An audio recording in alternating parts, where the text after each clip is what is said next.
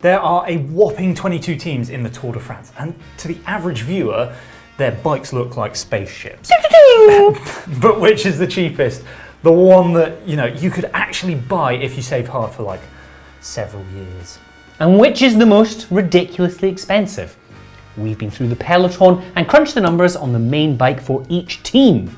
Yes, the super cool TT bikes can cost way more with loads of like custom 3D printed components, but we're sticking with each team's kind of main drop bar bike.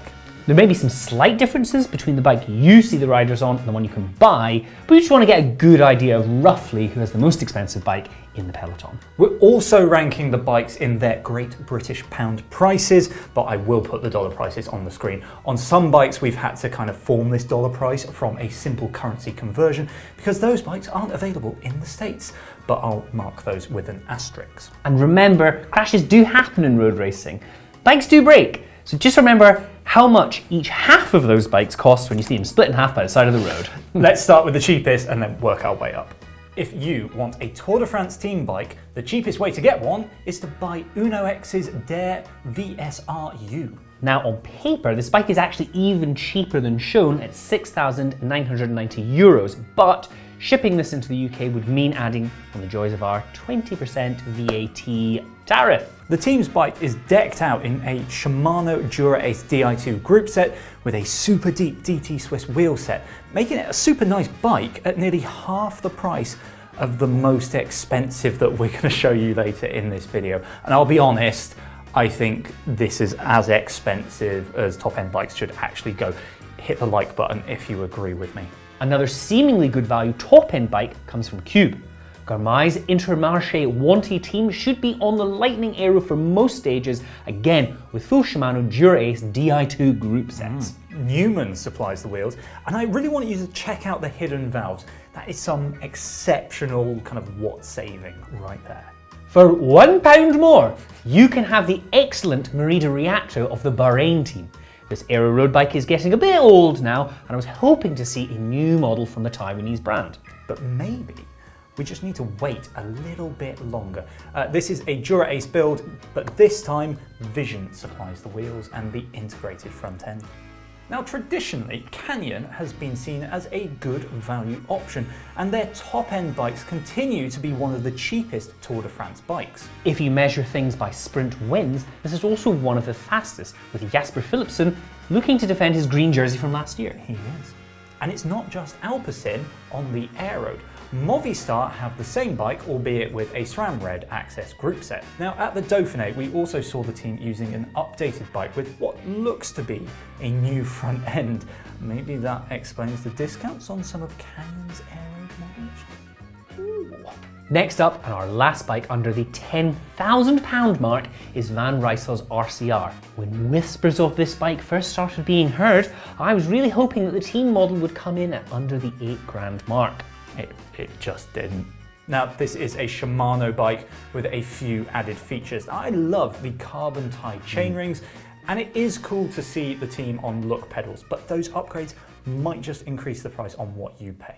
One of the main Shimano sponsored teams, and where we first saw the latest Dura-Ace components pop up, is DSM.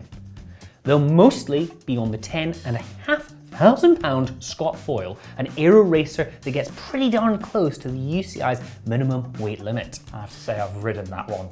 Absolute peach of a bike. Jump up £1,000 and you can have the Look 795 blade of Cofidis. Now last year the team ended its Tour de France winless run, which stretched back to 2008. Weirdly, Netflix barely featured this in their latest series, but here's hoping we see more of this bike in 2024.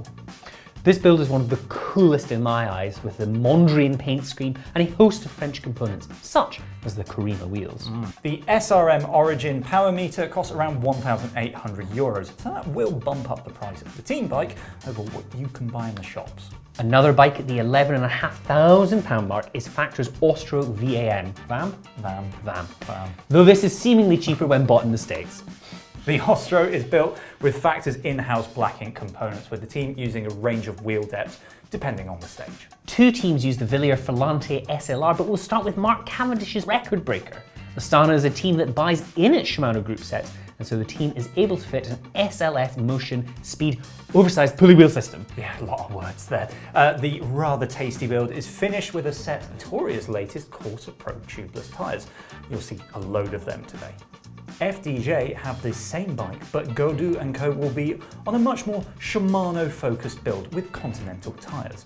In fact, Gaudu is on the new Wilier Verticale when the mountains come around, and he pairs this new bike with very old-school Continental tubular tyres. Panache. Yeah. The space around the £12,000 mark is pretty busy this year, with 6 teams separated by just £50. That would make a buying decision very difficult if you have 12 grand. Now, the Arkea team has their £11,949 Bianchi Oltre RC bikes decked out in Shimano Dura Ace. And it is quite a Marmite bike, I'd say. When you get to the heady heights of £12,000, saving a £1 is probably quite important. Who knows? Anyway, the Orbea Orca Aero of Lotto Dstny is one of the number that uses FSA's Powerbox power meter with internals from Power 2 Max. Yeah, very well done. Zip provides the wheels, and Vittoria offers, again, the lovely Corsa Pro tyres. Another bike that creeps in under 12 grand is the impressively lightweight giant Propel of Jayco Alula. The Cadex wheels are some of the nicest in the bunch in my eyes. In fact, if I could pick any pro bike to own, it might be this one. Yeah, I think I'm the same. Which is funny because I wrote the script. The 12 grand mark also sees a brace of Tarmac SL8s for Quickstep and Bora, but each team has a slightly different build. Now, Quickstep uses a Dura Ace group set, and some riders, such as Evenepoel, opt for tube-type clincher S-Works turbo cotton tyres. They do look very nice, I have to say. The team has Roval's latest Rapide CLX3 wheels, which aren't currently included on the commercially available S-Works SL8. That might bump the price up in the future, as these wheels are £3,000 on their own. It's just silly. It really is just silly. Bora also have those fancy new wheels to go along with a new name. They're now Red Bull Bora Hansgrohe, which is going to be easy to say. And they've also got the latest SRAM Red Access group sets. So with silver accents everywhere, this is a really shiny, very handsome bike. Did we really need another navy blue team kit? No, we did not. Wiesma Lisa Bikes' star-studded squad has a new Cervelo S5 for the Tour, and if you want one of these, it will cost you a cool £12,500. This is another bike with SRAM's Red Access group set, while Cervelo's sister company Reserve provides the wheels. It's also another team with a new jersey, with the bumblebees swapping their normally yellow kit for the jazzy design during this year's Tour. One of the only exact team replica bikes you can buy is Cannondale's Super 6 Lab 71 of the EF team, and I love it.